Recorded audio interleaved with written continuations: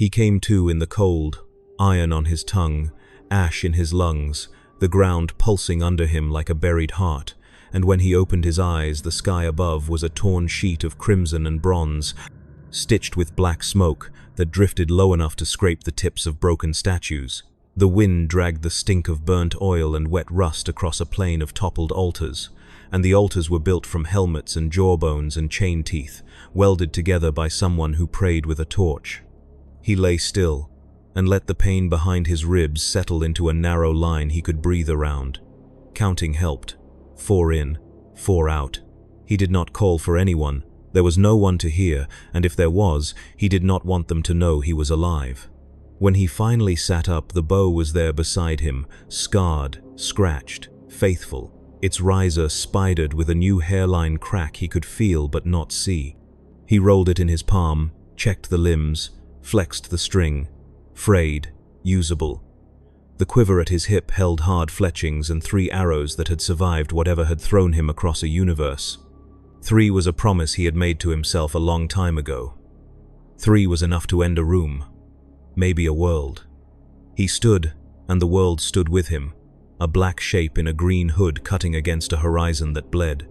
He tasted the air like an animal and listened. The thunder was not weather. It was chanting carried by machines and throats, a rhythm of boots and chains and hearts pumping as if they belonged to someone else. Beneath it ran a smaller, meaner sound, the old conversation men have with their knives when they believe the knife is holy. He started walking. The ground sucked at his boots like mud that had changed its mind and decided to be meat. He passed a pile of skulls, all turned to watch a direction that no longer existed. Someone had painted 8-pointed stars across their foreheads in a red so dark it drank the light. He knew a shrine when he saw one, and he knew better than to speak inside it.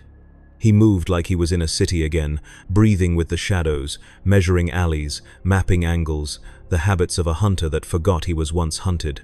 The first men he saw wore brass studs hammered into their faces like they were putting their names where God could not erase them. Their armor was a patchwork of plunder, red plates strapped over black leather, chains biting their arms so the blood would have an easy path. They were laughing. It sounded like metal. One dragged a chain axe that left teeth in the dirt like a smile. He knocked an arrow and let the string creep back. No breath wasted, no vows. He put the point where the neck met the gorget and exhaled. The first man folded the way heavy things do when they forget the floor. The second turned, and the shot took him through the eye slit, a clean line that made a wet light flash and then go out.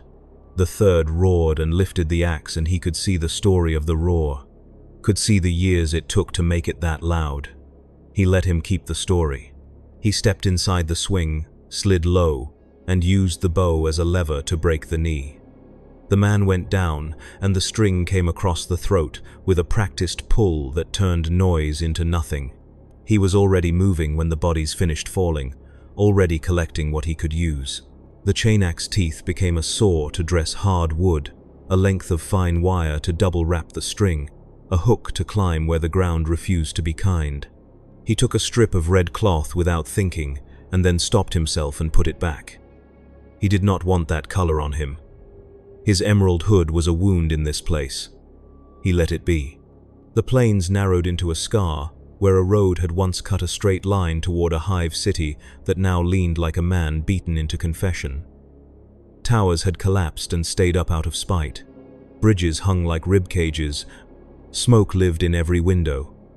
At the edge of the scar, someone had set a brass cauldron over a trash fire, and the fire burned too bright, with a hunger that felt personal. He knew machine oil fire. This was different. This one wanted to be seen. He held an arrow over it until the resin on the shaft warmed and the fletch reset true. He did it again because ritual makes the hand steady.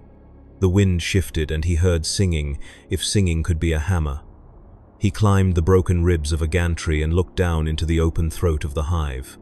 Processions moved through the streets, columns of men in bone necklaces carrying banners painted with skulls that had too many teeth. Children beat drums. Women poured buckets of blood into gutters that ran red because someone had decided water was for a weaker story. In the center stood a statue of a man in armor. Or maybe the armor was the man. Horns rose from the helm and chain trophies clinked at the hips. There were names carved into the plinth, a list that had no commas, only a single word repeated until it stopped meaning anything. The word was blood. He did not waste arrows on crowds. Crowds are lies. Crowds hide the man whose death changes the room. He watched for the one who bossed angles.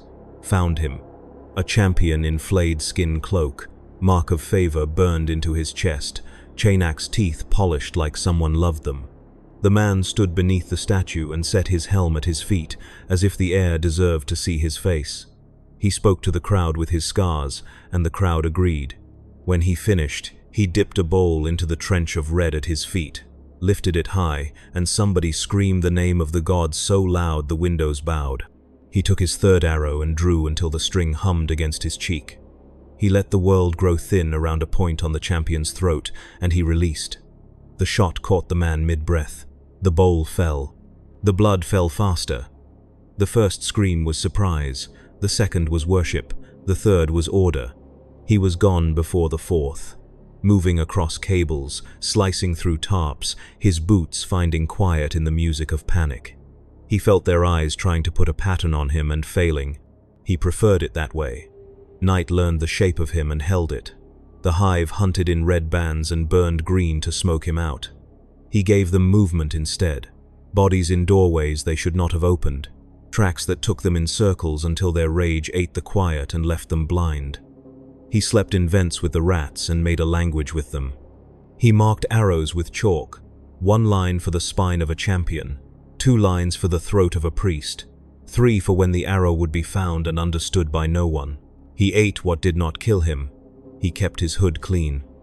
The emerald was an act of revenge all by itself, a memory of trees carried like a knife into a place that worshipped deserts of bone. The first daemon found him on the 4th day. He did not know it had a name, only that the air warned him before the sound did, a pressure that made the sweat cold at the back of his neck. It came out of the smoke on all fours, a dog too big to be a dog, brass collars biting its neck, eyes like coals dragged through oil. Its breath fogged the street, and where it stepped the stone curdled. It saw him and every muscle it owned agreed at once. He drew and the bow said no because the string had remembered fear. He planted his feet and said yes for both of them. The first arrow hit the joint where the leg met the shoulder. The creature screamed with its teeth because it lacked the imagination to scream with anything else. The second shot went for the mouth. It bit the shaft and chewed through wood, and the sound made his molars ache. He let it rush and stepped to the side, catching the collar with his grip and rolling into its back the way he had learned to break men on stairs. The weight tore his shoulder, but weight is a language he speaks. He took the fine wire he had stolen from the chain-axe and looped it twice around the throat, set his heel, and pulled until the sound in the wire became high and hungry. The creature thrashed, and the wire cut, and the cut found the truth. When it stilled, he cut his wire free, bleeding from both palms, and breathed until the taste of brass left his mouth. He did not keep trophies. He did keep lessons. The collar teeth were adamant. They became a new string. When he set it, the bow stopped complaining. That night, the hive told a new story about a green shadow that strangled the war god's hound and fed its bones to alleys. By morning, the search parties had doubled. By evening, the priests had tripled. They built pyres at every intersection and burned men who looked like him. They burned women who looked like the memory of him. They burned children and called it a warning. He did not watch those fires. He watched the men who were not warmed by them. He found the warehouse where the cult cut their banners. He marked the hands that made knives for other hands. He followed the supply lines back to a train yard where they fed shells into the hunger of a gun that sounded like a siege engine learning to pray. He cut throats where cutting a throat mattered. He cut ropes so crates fell at the wrong time and killed the right people. He salted their meat with fear. He did it all with a calm that frightened him more than they ever had. In quiet moments, he heard the war in the stone trying to move into his bones. The 41st Millennium had a voice, and it was patient. It told him that despair is not a collapse but a practice. It told him that vengeance is a tool that teaches the hand to be the tool. He answered it the only way he knew, with work. The first champion who came for him wore red plate older than the hive and carried a chain blade that had inherited its father's hate. The man had killed many men and remembered each one like a verse. He found Oliver on a rooftop and announced himself by firing a pistol into the sky, as if the sky owed him silence. Oliver did not oblige. He moved low and left, and the chain blade cut air. The champion smiled because he had wanted to miss and wanted to taste fear. He did not get it. He got 2 arrows instead, both below the heart where a man can drown without dying too fast. The champion staggered and spat laughter and kept coming, and when the blade hit the bow rang like a bell that refused to crack. He stepped inside, broke the wrist, twisted the blade away, and put the 3rd arrow between 2 ribs out of respect. The man sank against a chimney and tried to remember a prayer that was only a scream with better manners. Oliver knelt to hear him. The champion said the god's name and asked if it sounded like thunder. Oliver said no. It sounded like debt. He left him to finish it alone. Word traveled. It always does. The cult began to decorate the hunt with skulls. They hung them from cables and stacked them in the shape of a doorway and painted them with runnels that never dried. The doorway stood in the shadow of a fallen spire where the stone had split clean, as if something enormous had opened its jaw there and taken a bite. Priests in plates of hammered brass stood on the spire's flank and banged drumheads with jawbones. The air sharpened. The doorway smoked. It had weight like weather. He circled once, measured roots, counted bodies, counted arrows. He had fletched more. He had made broadheads from saw teeth and fire-tipped shafts from scavenged promethium. He had not given any of them names. Night fell without stars. The drums tripled. The doorway opened, and what walked through was not a man, and not a god, and not a mercy. A herald came, tall as a gallows, skin a map of scars that had learned to spell, helm crested with horns that clicked when it breathed. It dragged a sword that sang a tone every time it kissed the ground, a tone that matched the rate at which hearts gave up. The crowd went to its knees because knees are honest. It looked at the hive with eyes that were fires and said nothing because it had never needed to. He felt the thing see him the way a storm sees a candle, and he felt the bow get heavier because the truth had arrived. He put his hand on the riser until it stopped feeling alone. He remembered a basement where a father had died because a younger version of him had brought a war home. He remembered an island where the dead taught him what living cost. He remembered a name he had burned out of himself and the ashes it left behind. He knocked an arrow and tasted his own blood because his teeth had found his lip the way they always did before a hard shot. He moved. The first arrow struck a priest and the priest fell into the fire, and the fire liked him and ate politely. The second cut a banner so the wind could teach it humility. The third took the drummer's hand so the song learned silence. Then he ran, not away but around, cutting circles through crowds and smoke, forcing the herald to turn, forcing the cadence to break, forcing the machine of worship to jam its own teeth. He took wounds. A blade bit his ribs and put heat in his side. A pistol round grazed his thigh and made his legs stupid for a dozen steps. He kept moving because moving lies to pain. When the herald finally pointed its blade at him, the world stopped trying to pretend it was anything else. The streets widened. The smoke stood still. He walked out into the center with his hood up, and every eye became a sight, and every breath in the hive held itself to see if it could live without being used. The herald's voice was iron dragged through a drum. It told him to kneel. He lifted the bow. The herald laughed, and the laugh made the brass on the altars ring. It came on fast, too fast for a thing that size, sword sweeping low to cut a man in half where his life was most invested. He rolled and felt the blade take a memory off his jacket. He shot once into the herald's knee, and the arrow went in and stayed unimportant. He shot again into the helm slit, and the arrow snapped when the helm decided to be a wall. The third arrow he did not shoot. He used it to pry the chain from the creature's wrist and jerked it tight so the sword stuck for a heartbeat. A heartbeat is all a man ever gets. He took it. He stepped to the creature's inside, let the bow rise like a rib, and drove the string hard under the helm through the soft space that does not expect steel because steel is not that clever. The string burned his hand, The burn did not get a vote. He braced, pulled, and felt the bow cut. The herald screamed with its whole history. The ground answered. The pyres guttered. The doorway flickered and reached for him because doors are addicted to men who open them. He dragged the helm free and saw what lived there, saw a face that was not a face, saw a skull dressed in the memory of flesh, eyes like furnaces trying to be patient. He put an arrow into each, and the light in them learned humility. The herald fell.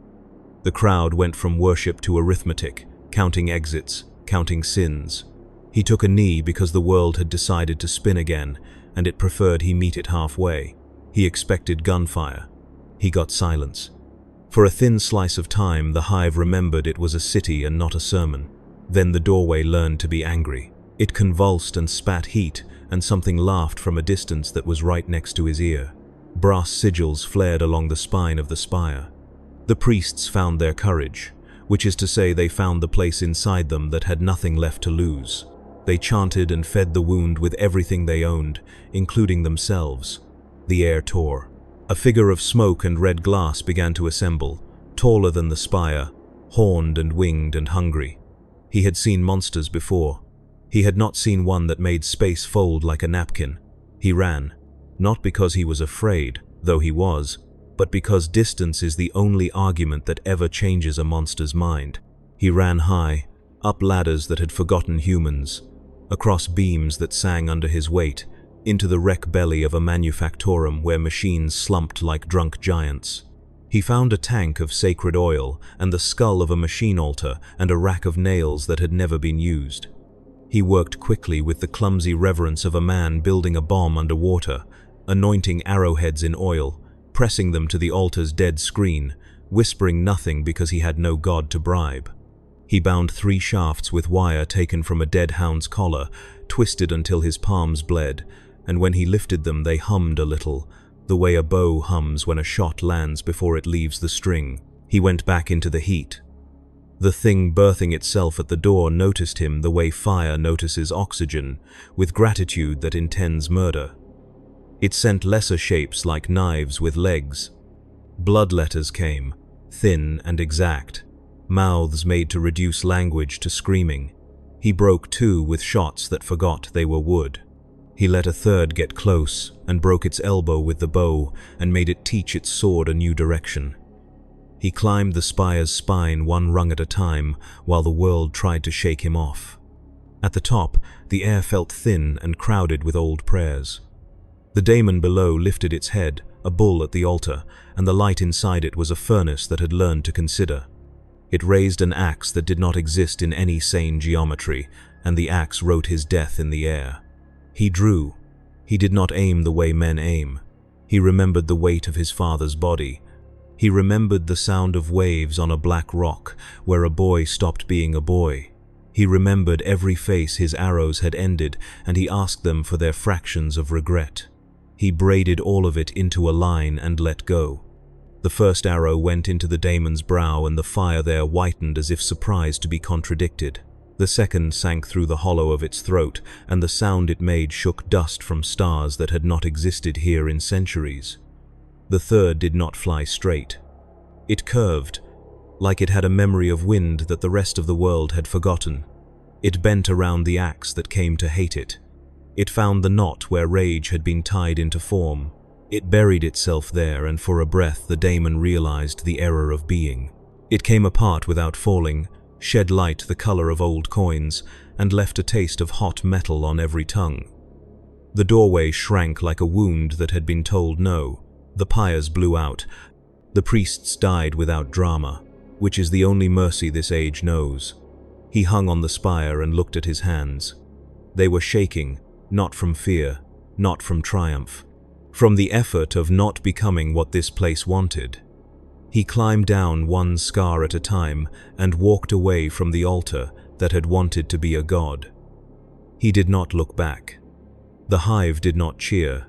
It did not know how. It murmured in alleys. It gave him water because its memory of being human woke up for a minute and asked for the chance to survive. He took the water and left, and the emerald of his hood flared once against the smoke like a story that refused to die out of spite. After that, there were months that had no names, wastes of iron dunes and bone drifts. Outposts where men wore brass masks to make their children forget their faces. He hunted the champions who used those places like cigarettes, smoked them down to ash, and flicked them away. He killed a thing with 4 arms and 6 names in a canyon where echoes learned new professions. He bled in a chapel made from tank hulls, while a child cut bandages from the flag she slept under. He taught her how to tie a bowline and lied that knots matter more than gods. He left before the next procession came through because he knew how corn bought children, and he knew what their price always was. The world worked on him as he worked on it. His arrows found throats with less remorse than before. His hands sought the quickest answer even when there was a better one that cost time.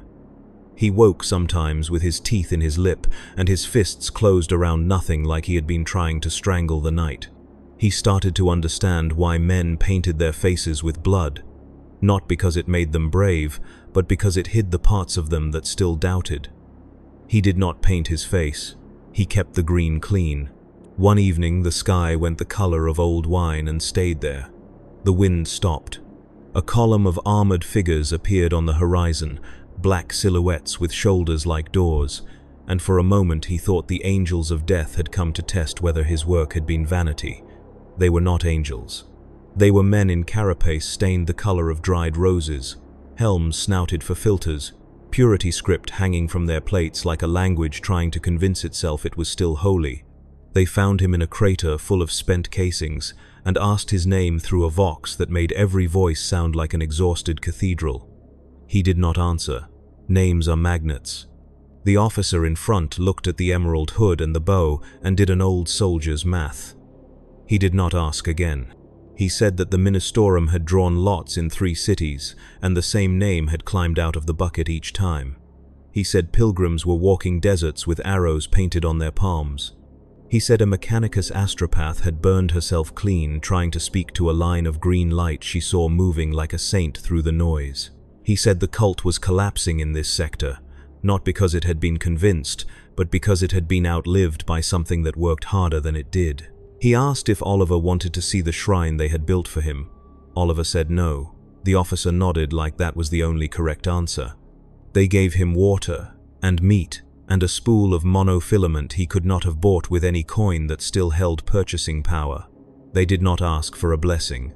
They did not kneel.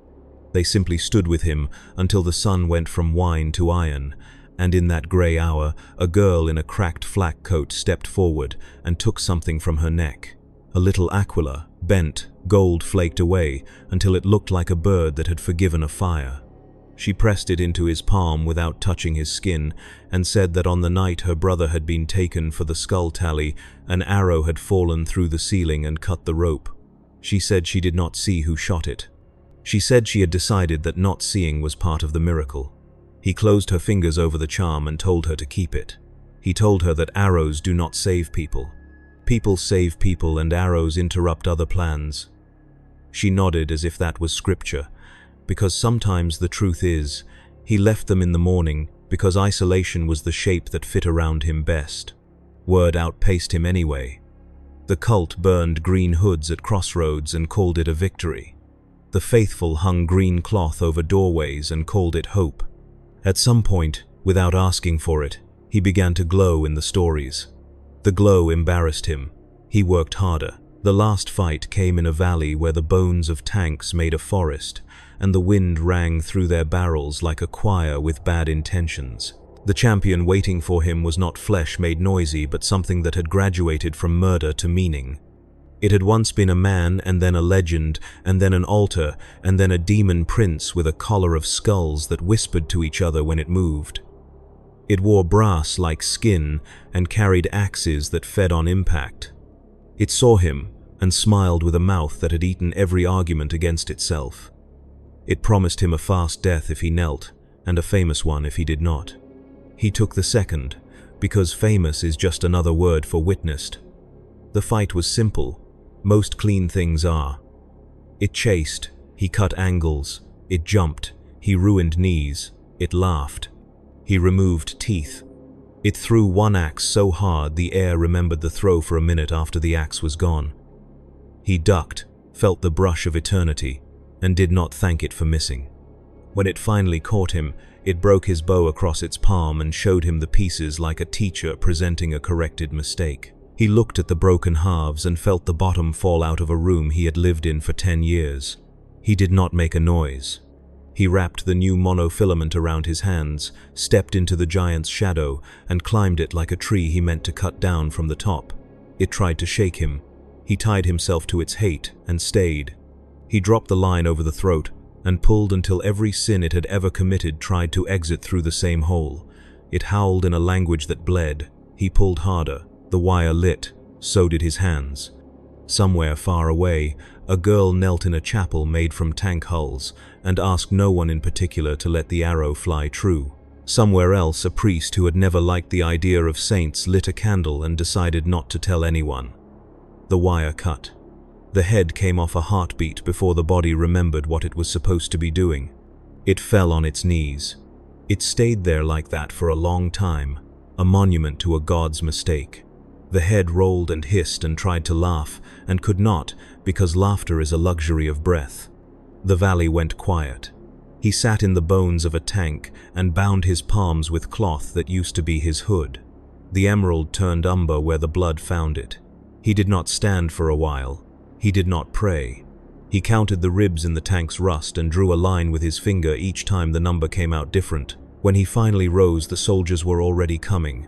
Not his. Not anyone's. Men and women in flak and scraps of hope, some with aquillas, some with nothing, all with faces that had not remembered smiling until this minute. They saw the prince on its knees and the man with the broken bow, and they decided what had happened. They spoke his name out loud in a dozen accents that did not agree about vowels. They said saint, as if trying the sound on for size.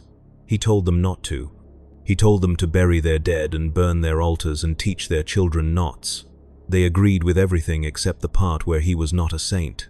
The Ministorum came later with parchment and seals, and a man whose robe had eaten a library. He read a proclamation that had been written before the fight by someone who had understood momentum. He said the words living saint, and the way he said them made it clear the capital letters were part of the weapon. Oliver listened and let the sound pass through him. He did not kneel. He did not refuse. He did not smile for the iconograph. He took the splintered halves of his bow in both hands and walked past the parchment and the seals and the robed man's tired certainty and kept walking until the voices blurred into wind. On a ridge above the valley he stopped. The sky had traded bronze for gray. It looked almost like weather. He wrapped the filament around the bow again, slow this time, like binding a wound you intend to keep. He pulled the line tight, set the knock, and drew once into the new silence. The string sang. It was a small sound, but the world heard it. In the months that followed, pilgrims painted a narrow green line across maps that had not been honest for a long time. They called the line the Path of Repentance because people like to pretend they know why a hunter moves. In the hives, men who had once burned water built small arrow shrines out of scrap and lit machine oil lamps for them, and the lamps smoked uglier than candles but burned longer during sieges. In the wastes, red banners came down at night, and no one could explain why. In one manufactorum, a tech child wired an altar screen to a broken cogitator, and it flickered a single image all winter, a black silhouette drawing a bow against a sky that refused to pick a side. He heard about none of this. He was a shadow again, a quiet animal that made other predators forget their jobs. When people found him, and sometimes they did, he listened more than he spoke. He never touched the reliquaries they built. He kept his hood clean when he could. He let the green stay honest. He killed when it mattered, and only then. He refused every procession. He accepted water. He did not bless it. He moved on. In time, the war grew bored of losing him. It tried to buy him with despair and could not afford him. The day he finally stopped, he did so without a reason that would satisfy a sermon. The sun was low. The air smelled like iron that had decided to be rain. He climbed a ruined stair to a dead rooftop and set 3 arrows on the parapet. He drew one and let it go at nothing. It fell until the earth made a decision about it. He drew the second and sent it toward a horizon that had the good sense to say nothing back. He drew the third and held it until the shake in his arm settled into a room he recognized, then put it down and sat with it for a long time. He thought of a man who taught him that vengeance is a house with bad plumbing and the leak never stops.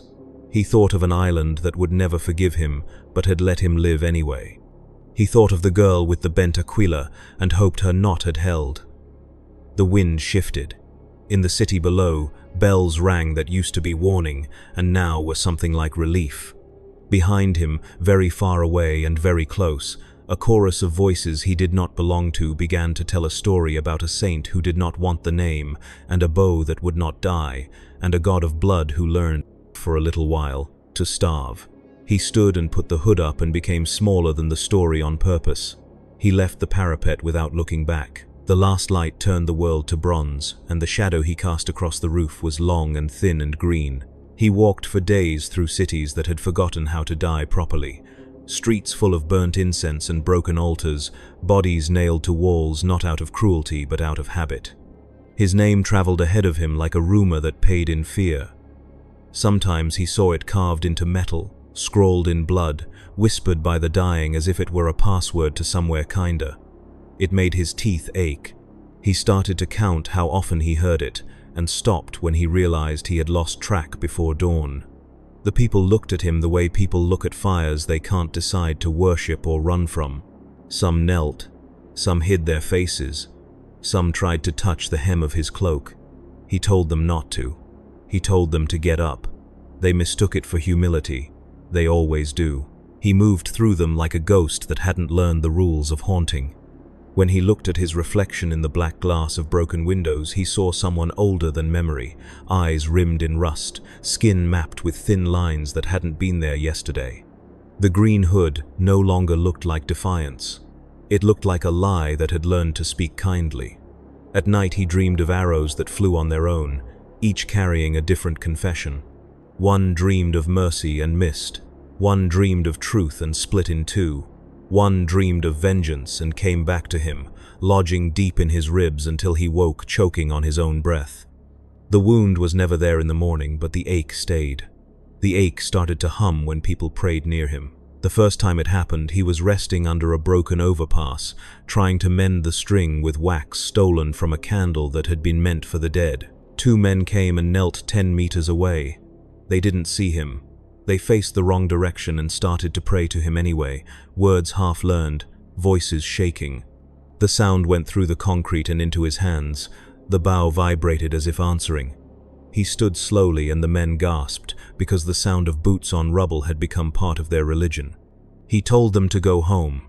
They said they had no home, only the road he walked. He said then keep walking. They said then we are right where we belong. He walked away and they followed anyway until the third night, when he woke to find one of them gone and the other crucified on a signpost, head bowed, lips stitched shut with green thread. The missing one had written a message on the concrete in blood that said, "The arrow sees and nothing else." He left the body hanging because the dead are better teachers than the living. The humming didn't stop. It followed him into sleep. When he closed his eyes, he saw streets folding in on themselves, green cloth twisting into serpents, faces that wore his but not quite right. The sound of the prayers bled into the sound of the machines, the mechanical murmur of hives that never stopped working even when the workers did. The voices overlapped until he couldn't tell which belonged to people and which belonged to ghosts. Once, in the ruins of a cathedral whose dome had been torn open by an orbital strike, he saw something move in the light that poured through the hole. It looked like a man made of glass and ash, wearing armor that reflected every color except green. It stood in the dust and spoke without sound, mouthing words he somehow understood. Saint, savior, sinner, same. He drew his bow, but the arrow passed through it and shattered against the altar. When he looked again, it was gone, and the shadow on the wall looked too much like his own to trust anymore. He started talking to himself because silence had stopped being safe. He told himself the stories before other people could. He said them out loud in the right order so the lies couldn't change the order for him. He reminded himself who he was, where he came from, why the bow mattered. The words stopped sounding like his voice after a while. They started to sound like someone who admired him. He hated that. He told himself he would stop after the next city, but the next city was worse. They had painted his symbol 2 crossed arrows over a flame on every wall, every door, even on their children's faces. They wore emerald ribbons around their arms and called themselves the Drawn. They had priests already, men with sharpened teeth who used his name as punctuation for the word vengeance. They found him before he found them. A crowd gathered around him in the square of a city that had no power grid and no sun, lit only by fires and phosphor lamps. They fell to their knees and chanted the word arrow until it stopped meaning anything. He told them to stop. They didn't. He shot an arrow into the air just to make them flinch. They cheered. He shot another, straight through the mouth of the loudest priest. The crowd gasped, then roared his name louder. They thought it was a blessing. He walked away shaking, and their footsteps followed like a tide. The humming in his ribs became a pulse. The pulse became a voice that did not use words, only memories, showing him moments of his own past like arrows pulled from an old quiver. The island, the father, the faces of men who died for being in his way. The voice asked him which ones were justice and which were appetite. He did not answer. He just kept walking and hoped the sound would get tired before he did. It never did. He reached the coast of the world after months that had forgotten how to count. The sea was black glass, the waves moving like molten iron that had learned patience. Ships burned on the horizon, their sails made of skin and their masts of bone. He built a fire on the shore from driftwood and the broken ribs of a fallen tank. He sat there and listened to the world breathe in static. Behind him, the pilgrims built campfires of their own. He didn't turn to look, but he could see the light flickering against the water. They sang now instead of praying. The melody was wrong, off-key and desperate, but the words were about him. They told of a man who killed gods with silence, who bled emerald, who carried storms in his bow. He wanted to shout at them, but his throat had nothing left except a whisper. The sea whispered back. It said the same thing he always said before a kill: make it count. He picked up a handful of sand and let it slip through his fingers. Each grain sparkled red in the firelight, tiny specks of rust or dried blood. He couldn't tell anymore. He wondered if this was what sainthood was, a sickness that started as reverence and ended as rot. He lay down beside the fire and closed his eyes. The hum in his ribs kept time with the waves. The bow at his side felt warm. For a moment he thought it moved, breathing shallow like a sleeping animal. He told himself it was the wind. He told himself a lot of things. The last thing he heard before sleep took him was his own voice, quiet, almost kind, asking if he still remembered who the enemy was. He didn't answer. He didn't know. He woke to the sound of waves breaking against metal, not shore. The fire had gone out, but the water glowed faintly red, as if something beneath it was bleeding light. His bow was in his hand, though he didn't remember reaching for it. The camp behind him was silent, too silent. He turned. The fires the pilgrims had built were still burning, but the people were gone. Only their clothes remained, laid out neatly in circles, green ribbons coiled like veins around empty sleeves. The sand inside the circles was black and wet. He crouched and touched it. It was warm, pulsing faintly, and for a heartbeat he thought he heard them whispering, "Do not leave us behind." He pulled his hand away, and the whisper followed into his head. It sounded like his own voice saying his own name. He walked toward the nearest dune and saw footprints leading inland. They were his. He followed them because pretending not to would have been a worse kind of madness. The prints led to a field of broken machines half buried in ash. Their hulls were carved with scripture that glowed dimly in the dark, words about saints who had never existed. Between the wrecks stood a figure wearing a hood the same shade as his own. It held a bow. The string shimmered like a nerve pulled straight from living flesh. He raised his weapon slowly. The other did the same. The sea wind caught both hoods and lifted them just enough for him to see that the face under the other hood was his. Not similar exact. The mouth moved, but no sound came out. He loosed an arrow. So did it. The shots met in the air, snapped together, and fell as one. The impact shook the wrecks and set their icons flickering. The other him spoke then, and its voice was a mixture of his and 100 others that had prayed to him, a chorus wearing his tongue. "You cannot run from faith," it said. "Faith is a shadow. You made it. It will always know where you stand." He said nothing because there was nothing to say that would sound sane. He drew again. The doppelganger drew too. They fired, again and again, until the field was a forest of arrows standing upright in the dirt, each one humming with leftover power. The sound built into a note that climbed until it broke the air. When it stopped, the other was gone. Only the arrows remained, pointing toward the horizon. He followed because direction is a form of mercy. The trail led into the skeleton of an old manufactorum where the air still smelled of iron and devotion. The walls sweated rust. The floor was a grid of metal plates that rang like bells when he walked. At the center stood a single machine still alive, a forge engine the size of a cathedral, its pistons pumping slow and tired, its furnaces stoked by men who no longer had faces, only masks of welded brass. They moved with mechanical precision, mouths muttering the same line, "The saint feeds the flame." He climbed the gantry above them and saw that the engine wasn't making weapons anymore, it was melting them. Blades, axes, guns, all fed into its maw, all turned to glowing liquid that ran into molds shaped like arrows. He understood then, they weren't worshipping him, they were trying to make him. Again, again, again. He shouted down at them to stop, but his voice was lost under the roar of the fire. He fired an arrow into the core. The explosion tore the ceiling open and the world came down in pieces. When he woke, the sky was visible through a hole in the roof, bleeding red dust into the ruin. The workers were gone, evaporated, their masks melted to the walls. In the center of the forge stood something that hadn't been there before, a statue carved from cooled slag, its form twisted but unmistakable. His hood, his bow, his stance, his face. It was perfect, except for the eyes. They were empty. He staggered back, and the statue moved. Not much. Just a breath, a twitch, but enough. He drew the bow and fired at his own image.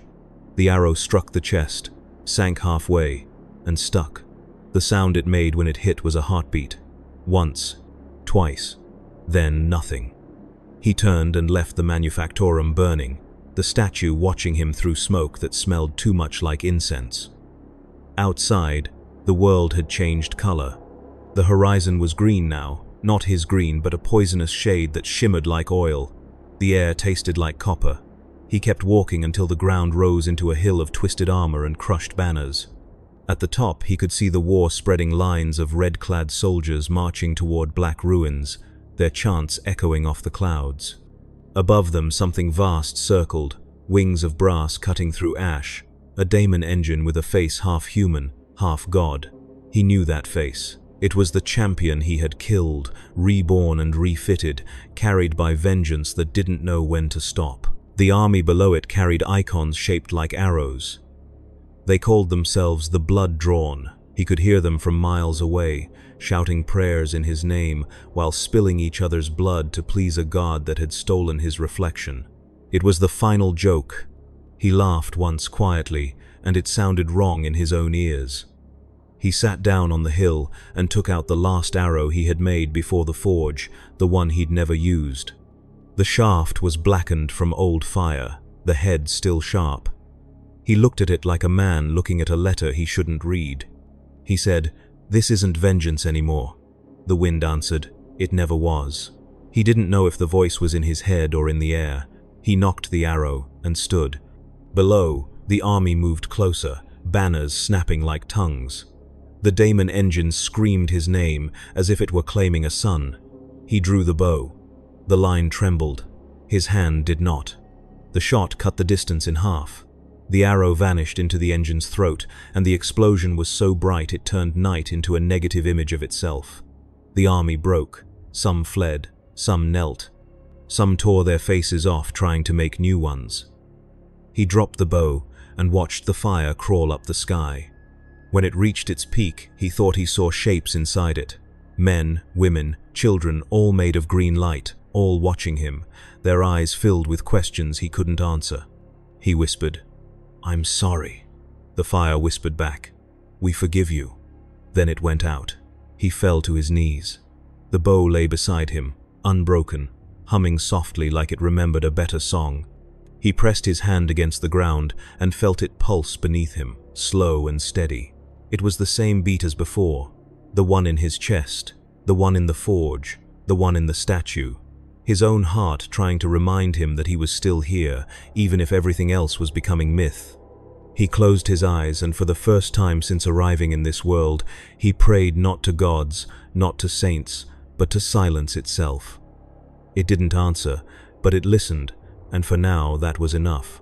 He woke in silence that wasn't silence at all, but the space between two thoughts trying not to collide.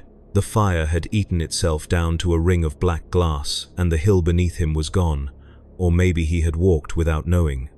He stood on a plain of ash that stretched to every horizon, lit by a sky so bright it hurt to look at. The light came from nowhere, and everywhere, a false dawn that didn't cast shadows. His hands were raw. The bow was gone. He thought of it, and it was there again, in his grip, whole and heavier than it should be. The string hummed even though there was no wind. The sound followed the rhythm of his pulse until it felt like his heartbeat was outside his body. He looked up and saw figures walking toward him from the horizon, black silhouettes against white air. Dozens of them, maybe hundreds. They moved like smoke being taught to walk. When they got closer, he saw faces, his faces, every version of him that had ever existed, every mistake given skin. The boy on the island, the killer in the city, the vigilante, the monster, the savior. They surrounded him in a circle, each holding a bow. The strings were drawn, but no arrows loaded. He understood. This was what the myth had made. Every story told about him was alive now, wearing his memories like stolen armor. They waited for him to choose which one was real.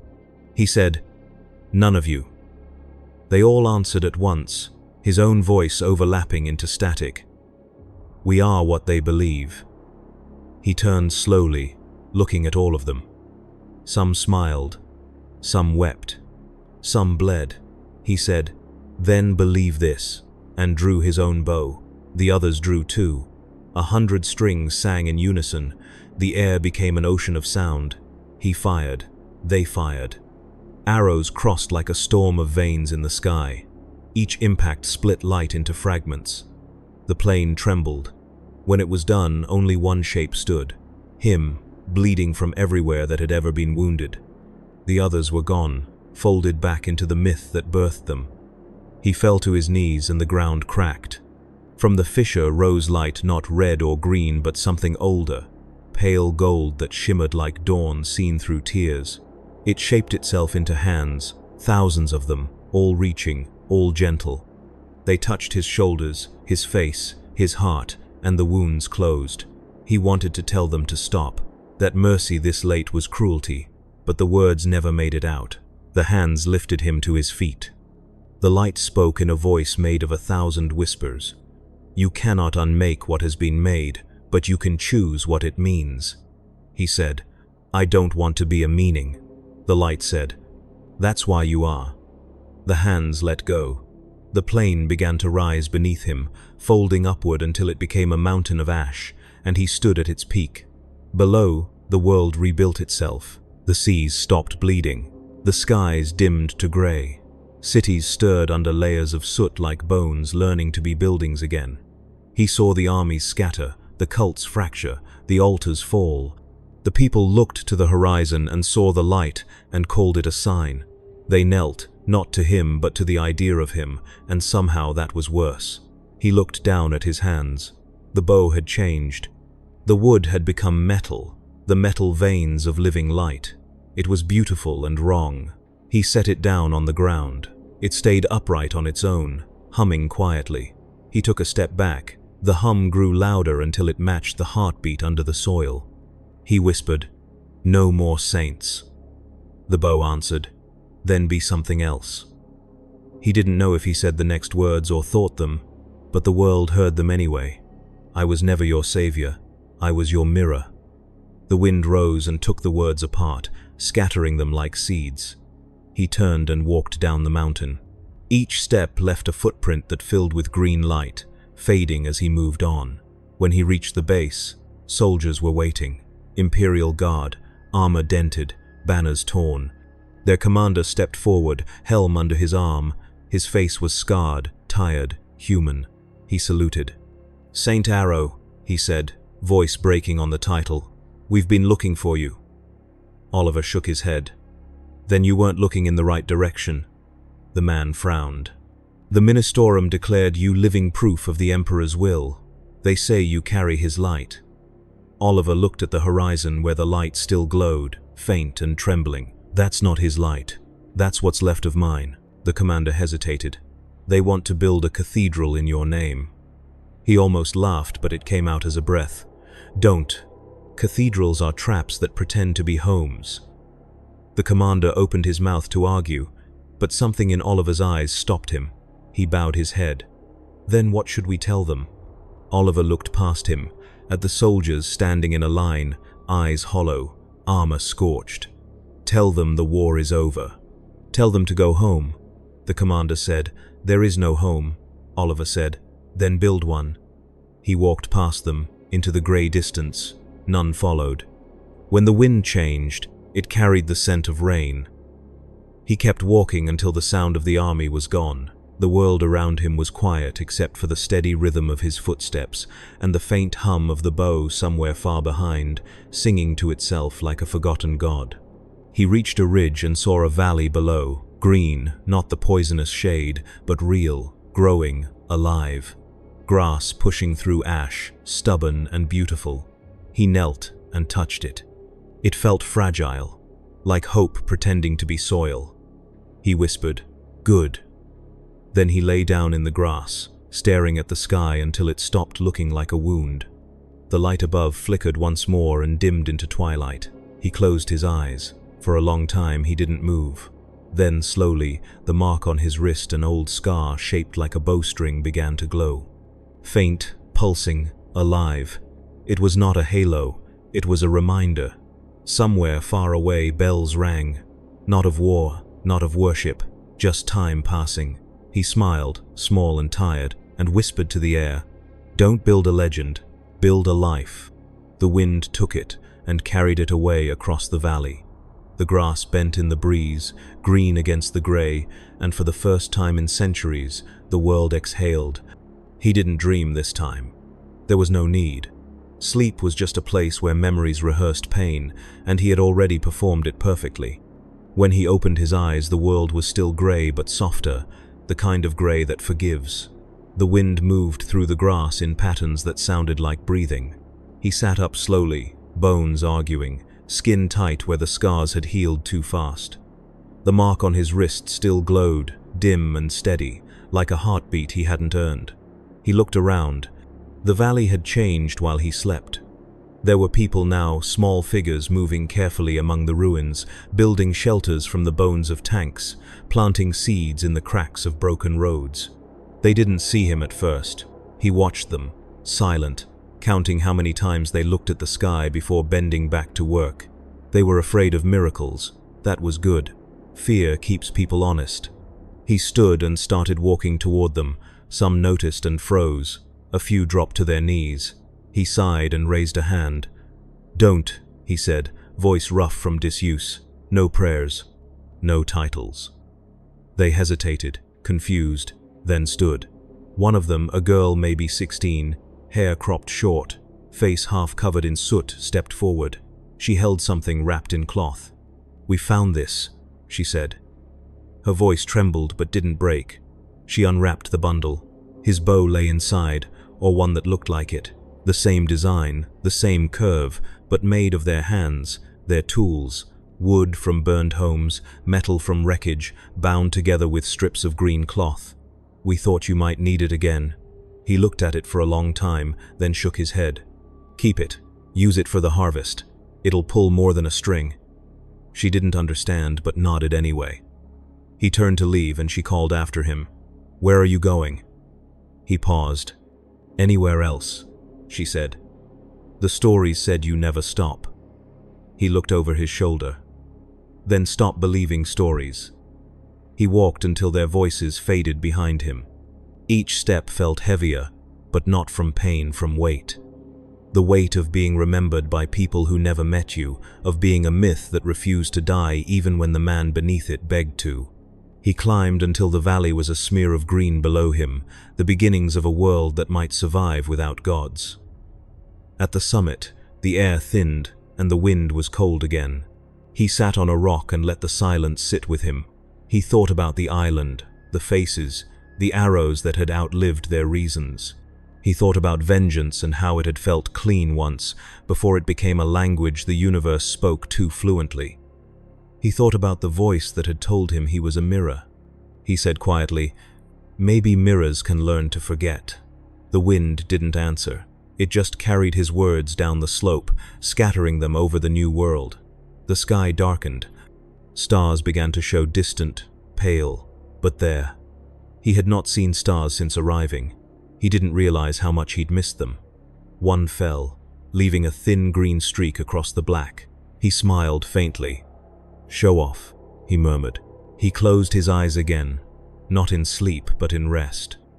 Behind his eyelids, he saw the people rebuilding, saw the girl with the bow, saw the grass turning gold in the morning light.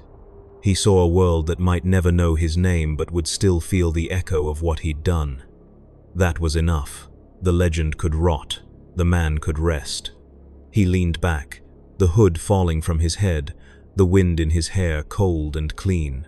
Somewhere far away, the Mechanicus would call the valley a miracle of unknown origin. The ecclesiarchy would send pilgrims to collect the ashes of the mountain that no longer burned. The Inquisition would seal the records, arguing whether the Saint of the Arrow had ever truly lived. But here, on the edge of a quiet ridge, where the earth was still learning how to breathe, he was just a man again. His last words to the world were almost lost to the wind. No gods, no kings, no saints, just people trying. The wind carried it down into the valley, over the green fields, through the half-built homes, and into the heart of the forge where the girl worked. She looked up for a moment, felt something brush past her cheek like a whisper, and smiled without knowing why. Years later, when the valley had a name and its people had forgotten how it began, children would find a single arrow buried in the grass. The shaft blackened, the fletching long gone, but the tip still sharp. They'd hang it above their doors, not as a relic, not as a weapon, but as a reminder. The old ones would say, it pointed toward where the world started healing. They called it the arrow of repentance. They never prayed to it, they just lived beneath it. And that was the miracle. The valley aged, as all things must. Seasons came back to the world one by one, cautious, like animals testing an old wound. Rain fell again, not acid, not ash, just rain, and the people stood in it laughing, because it was the first sound of joy the soil had ever heard. Crops grew where tanks once rusted. The wind carried music that wasn't hymns. At night, the people lit fires not for prayer but for warmth, and the smoke rose straight and clean into a sky that finally learned the color blue again. The legend of the arrow survived, of course. Legends always do. They shrink and stretch to fit the mouths that tell them. Some said he ascended into light. Some said he turned into the wind itself. Others whispered that he still walked the border between faith and fire, judging those who forgot mercy. In the cities rebuilt from ruin, children played with sticks bent into bows, shouting at each other across the fields, for the arrow, their laughter scattering like seeds. But there were also those who couldn't leave the past alone. The priests came back first, carrying icons and parchment, ready to crown a miracle. They set up altars in the shadow of the mountain, declaring the valley holy ground. They called it Sanctum Viridis, the Green Sanctuary. The people of the valley tolerated them for a time, out of politeness, out of fear of old gods. But one night, someone painted over the altar with a single phrase, "We don't need saints here." In the morning, the priests were gone. The valley kept its name, but not its faith. It worshipped the work of hands, the labor of rebuilding, the quiet hours before dawn when the world still belonged to whoever was awake to tend it. And yet, in the oldest part of the forest, there was a place no one touched, a hill where the grass grew higher, greener, softer than anywhere else. Birds avoided it, the wind went around it. The elders said it was just soil made rich by something the world had buried well. Children, being children, would sometimes wander too close. They said when you did, the air went still, and for a heartbeat, the sound of a bowstring echoed faintly from nowhere. Not a warning, not a threat, just a memory reminding you to aim true. Years passed into centuries. Empires rose again, dressed in the same armor with different insignias. The Imperium never stopped coming back. They always do. A survey ship landed near the valley once, its insignia so faded it was more myth than authority. The crew disembarked to study the soil, to record its strange fertility, to understand why life had returned here faster than anywhere else on this forgotten world. They found the people healthy, kind, wary. They were offered food, water, rest. No one mentioned the arrow. No one had to. The captain wrote in his log that the valley was anomalous instability and marked it for further observation. He died in orbit 3 days later, cause unknown. His ship burned quietly in the atmosphere, and its fragments scattered over the mountains like new stars. The valley didn't notice. It just kept growing. Time folded in on itself the way it always does in places that refuse to die. The people changed, learned to shape steel again, to build, to write, to dream. The old stories became parables, then bedtime tales. The arrow of repentance became a superstition, a charm against arrogance. But in the quiet corners, the blacksmiths still carved the symbol of the crossed arrows into the hilts of their tools, not for worship, but for balance. The line between remembrance and reverence stayed sharp, and sometimes, when the storms rolled down from the northern cliffs, carrying thunder that sounded almost like drums, some of the oldest would wake in the night and feel that hum in their bones again. They would go to their doors, look out across the fields, and see just for a breath the shadow of a man standing on the ridge, cloak drawn tight, bow across his back, watching, not glowing, not divine, just there. And when they blinked, he would be gone. The next day, their crops always grew a little stronger. There are no monuments in the valley. No statues, no temples, no marble lies pretending to be memory. But there is a path that winds from the town up toward the ridge where he once stood. It's narrow and overgrown, the kind of trail that exists because people walk it even when they're told not to. At the top, the view stretches wide fields, forests, the faint shine of rivers threading through green. The air is clean enough that breathing feels like remembering something you didn't know you'd lost. At the very edge of the ridge, half buried in moss, stands the remains of a bow, or what time has left of it. No metal, no wood, just a curve pressed into stone, as if the earth itself had decided to remember the shape. No one knows who first found it, but it's tradition now. When you reach the ridge, you set down whatever you carry, a tool, a weapon, a burden, and rest. No prayers, no speeches, just quiet, just breath. Sometimes the wind picks up and makes a sound like a string being drawn, soft and low.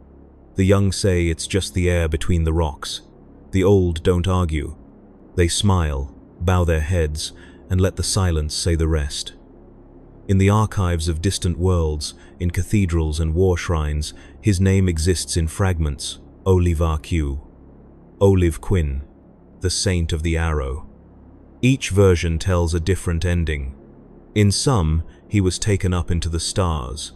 In others, he fell defending a city that didn't deserve him. Some even claim he turned daemon, that his vengeance curdled into the very thing he swore to destroy. But none of those stories are true. The truth is smaller, quieter. The truth is, a man who had seen too much decided one day to stop fighting, to let the world have one place where the blood could dry without being replaced. And somehow, that mercy became the only miracle that mattered. The last record of him wasn't written in ink or carved in stone. It was spoken by a dying soldier on a world far from the valley, centuries later, during a war that had forgotten its reason. He was found with an emerald cloth tied around his wrist. When asked what it meant, he smiled through blood and said, "It's not faith, it's a reminder to aim for something better." Then he died, and the cloth was buried with him. The archivist wrote down his words, thinking them a soldier's delirium. But when she returned to her quarters that night, she found a single arrow on her desk, black shaft, green fletching, tip polished to mirror brightness. She stared at it for a long time before locking it away. The next day, she requested reassignment to agricultural relief. She never touched a weapon again. They say the warp remembers everything. Every act, every thought, every moment of violence or grace. Somewhere in that endless sea of madness, there is a calm current, faint, almost invisible. It carries the echo of a bowstring and a man's voice whispering, "No gods, no kings, no saints." The current flows through the dreams of soldiers and the prayers of farmers alike, too small to be noticed, too steady to be destroyed. It passes through battlefields and gardens, through cities and ruins, through every place that still remembers the difference between vengeance and justice. And when it touches the heart of someone about to make a choice that could break the world or save it, the air goes still, and they hear it, the soft pull of a string, the breath before release, and a voice saying quietly, "Make it count." That is how legends die in the right way, not with altars, not with worship, but by becoming something smaller, truer, human. The valley still stands. The grass is green. The people live. And somewhere, beneath all of it, the bow sleeps, dreaming not of war, not of blood, but of the steady hands of those who came after. The hands that learned how to build instead of burn. The hands that remembered to aim true.